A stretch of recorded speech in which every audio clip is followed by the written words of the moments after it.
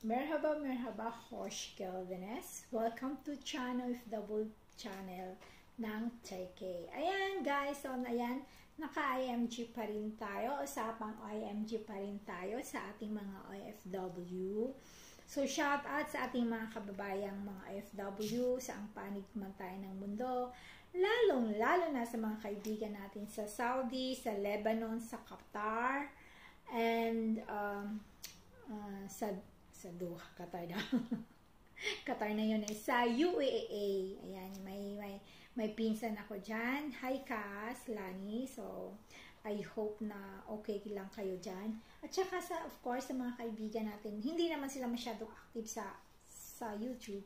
Pero may mga kaibigan tayo sa Canada. Yun, yung mga ate ko at mga pamangkin ko. Pero yung mga kaibigan natin, na marami tayong mga OFW na mga YouTubers sa Hong Kong, Singapore, Middle East, Saudi, mga ganon. So, mega shout out sa ating mga kababayan na sa ating mga friends sa Bicolanas Angel at sa mga kaibigan din natin na member ng mga Caribbean, ng Caribbean. So, ayan guys. So, gusto ko lang i-share sa inyo, ayan, kasi naka-IMG tayo. So, bilang OFW kasi guys, kumbaga, hindi pwedeng puro lang tayo work, di ba? Hindi pwedeng work lang tayo ng work, tapos hindi natin pag-iisipan, hindi natin paghandaan ang ating future pag-uwi natin sa Pilipinas. Kasi bilang mga OFW, kailangan din nating, alam mo yon, kailangan hati. Hindi pwedeng, kasi ang nakikita ko doon guys, noon, sa mga OFW noon, work lang sila ng work, ha? Work lang ng work, and then padala ng pera sa Pilipinas. Okay, mas maganda yung may na-invest na bahay, mga sasakyan, or other businesses, pero wala silang, sabihin natin, healthcare insurance na na-invest. So ngayon, medyo na-open na yung mind natin sa mga OFW kasi tinulungan na tayo ni IMG na hindi pala tayo palang mga OFW, hindi pala dapat puro lang tayo work, di ba? Hindi lang tayo work na ipapadala natin sa Pilipinas. Dapat bigyan din natin ng regalo ang ating sarili na hindi pwedeng makuha ng ating mga kamag-anak sa atin. Naalala nyo guys yung matanda, siguro parang isa lang yung anak niya na viral video siya, na umiiyak siya, na nasa bahay siya, na nila sa Pilipinas, nag-for good siya. Pero, ang pakikitungo sa kanya ay hindi maganda. Pati sarili niyang anak, anong sinabi niya? Sana, anak, sana yung ginawa mo sa akin, hindi gagawin sa'yo ng anak mo in the future. Bakit? Kasi yung anak niya mismo is, kumbaga, iba ang treatment sa kanya. Hindi yung totoong nanay na, kumbaga, hindi siya love ng anak niya as a mother. Kasi nga, ang nangyari is sinusulsulan pa yung anak niya ng mga kapatid niya or yung mga kamag-anak niya sa Pilipinas na hindi siya love ng anak ng mama niya. Which is, siguro dahil sabihin natin hindi nakakauwi ng Pilipinas, hindi niya nakabanding yung mga anak niya, pero masisisi mo ba yung mother, nagtatrabaho siya sa abroad, at saka yung kwento niya pa is tinutulungan niya yung buong kamag-anak niya, yung buong kapatid niya, nagpapaaral, pinag-aral niya mga kapatid niya, pati nanay niya, sinusuportahan niya. Of course, yung anak niya, pinag-aral niya, pero anong nangyari nung nagkasakit na siya, nung umuwi na siya sa Pilipinas? Of course, tumanda siya. Dahil hindi po tayo robot na mga OFW na nang pupunta, mag-a-abroad tayo na yung edad natin is 20 years old. After 30 years old is ganun pa rin yung pangangatawan natin. We're still healthy na pwede tayong magkuskus habang buhay. Hindi po ganun. So, dun dumating na po yung point na kailangan niya na pong mag-for good, umuwi sa Pilipinas. At sana naman, nung time na yon is siguro kailangan niya na ng kalinga ng kanyang ng anak at kalinga ng kanyang mga kapatid, which is sinuportahan naman niya yung siya ang nagtatrabaho. Tinulungan niya pa na makapag-abroad. Diba? Ang sakit-sakit nun. Anyway, huwag tayong mag-focus doon kasi nasasaktan lang ako. So, yun lang. Kumbaga, ginawa ko lang yung inspiration na mamula tayo sa katotohanan na kahit pala gaano kabuti ang ating ipinakita sa ating mga kapatid, even sa sarili nating anak, even sa sarili nating magulang, darating at darating at darating ang panahon, hindi maganda ang kanilang pakikitungo sa atin, lalong-lalo na kapag wala na tayong perang maibigay. So, ayan, bilang mga OFW, mag-isip-isip na po tayo, bigyan po natin ng regalo ang ating sarili na hindi pwedeng kunin ng ating mga kamag-anak sa atin. Ano yon? Ipon. Financially, makukuha din nila yon. For example, mag-ipon ka, tapos may manghiram, mga ganun. Kaya ako guys, ilang beses na akong nag-attempt na mag-ipon sa bangko. Pero tuwing uwi ko, nagagastos ko po yon. Sabi ko nga, may nabili kasi akong lupa. Sabi ko, mag-iipon ako para pagpapatayuan ko ng bahay. Ilang beses na akong nag-ipon, pero yung perang iniisip ko na maipon ko para ipatayo ko ng bahay, hindi ko talaga nabuo. Sabihin natin, kailangan ko mag-ipon ng 1 million kasi 500,000, okay, pwede, 500,000, sige, kung gusto ko mag-ipon ng 500,000, pero meron ba ako naipon? Ilang years na po ako sa abroad? 2 years po ako sa Hong Kong at mag-8 years na po ako dito sa Turkey. Naipon ko ba yung kahit 500,000? Wala.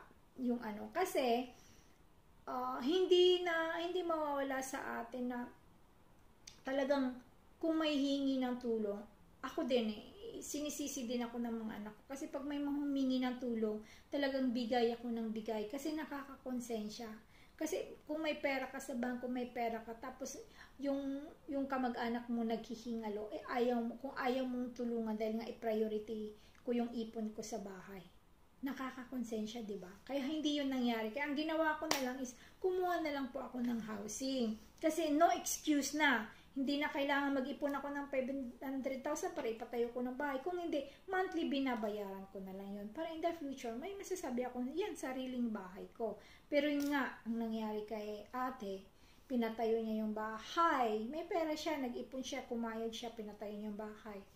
Second floor, ang laki ng bahay niya. Pero pagdating ng time na mag-for good na siya, anong nangyari sa kanya? Halos palayasin siya sa bahay. Siya naman ang nagpatayo nun. So, yun. Listen, learn. Pero yung isi-share ko lang sa inyo, yung, isa lang sa pinakamaliit na benepisyo ng IMG. If you're a member of IMG, if I am a member of IMG, isa lang po yung benepisyo na isi-share ko sa inyo. Yung fidelity. Magkano ang fidelity? 500 pesos lang po. One time payment lang. So, magbabayad lang tayo ng 500 pesos at meron na tayong time benefits na 50,000 pesos life insurance po siya. Para po siyang may consider natin, sige, St. Peter. Example ko lang ha. Kasi yung kasama ko, yung mama ko before, meron siyang St. Peter, ganon. Nagbabayad kami ng monthly sa kanya. Okay, monthly ang binabayad natin, 'di ba?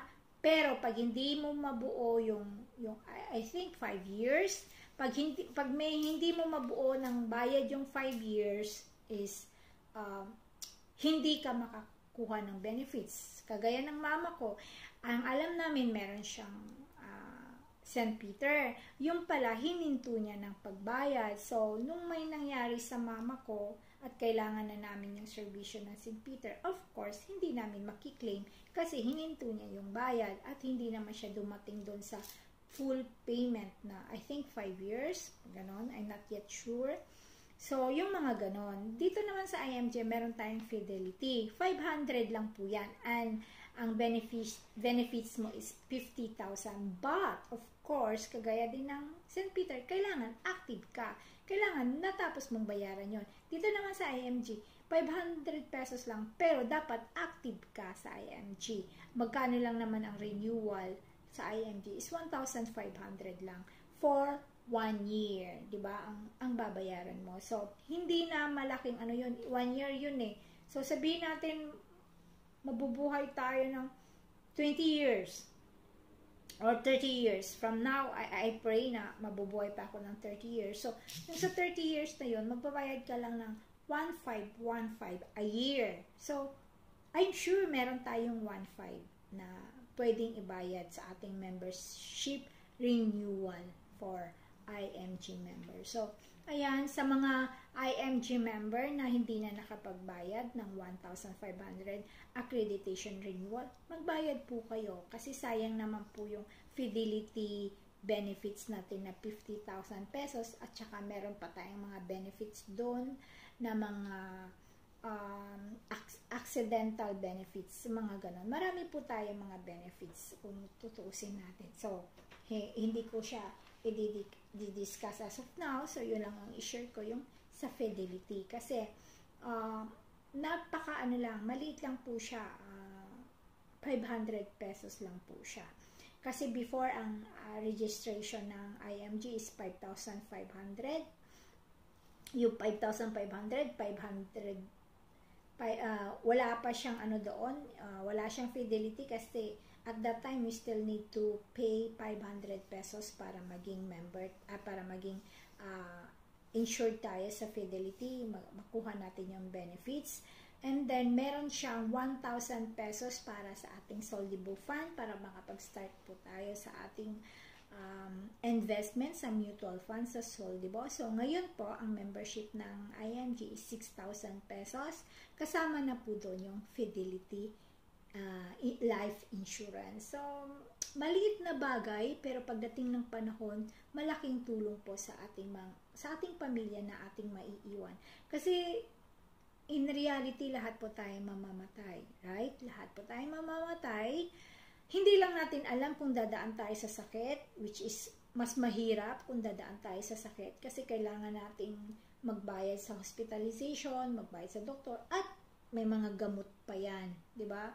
So, parang ako nga, practical na lang, Lord, kung kukunin mo man ako 30 years from now, talagang may ano, Lord, kukunin mo po ako 30 years from now, wag mo na po akong idaan sa sakit, kung pwede, yung bigla na lang akong mamamatay, or wag naman yung pwede sa aksidente pero wag naman yung worst na aksidente, talagang demanding, no? Yes, Lord, bigyan mo lang ako ng konting, pwede ako magkasakit ng konti, tapos kunin mo na ako kaagad, yung ganun. Wag mo nang pahabain yung wag mo na akong dalhin sa ospital na magkakaroon pa ng utang yung mga anak ko, lalo na sa mga Pilipinong walang healthcare insurance. Ako meron akong healthcare insurance. Meron akong Kaiser. So, if ever kukunin ako ni Lord, meron akong life insurance na maiiwan sa mga anak ko.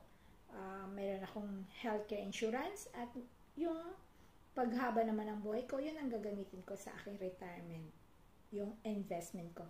Ayan, thank you so much po. At saka Lord, wag mo na ngayon ha. Wag mo na akong kunin ngayon. 30 years from now, I still want to enjoy my life. 30 years from now, kasi marami pa naman akong mission. I know I still have a mission. So yan, thank you for watching my vlog, and may the Lord God bless us all. Thank you, bye! Mega shoutout sa ating mga OFW, saan mang panig tayo ng mundo. Thank you for watching, bye! God bless us all.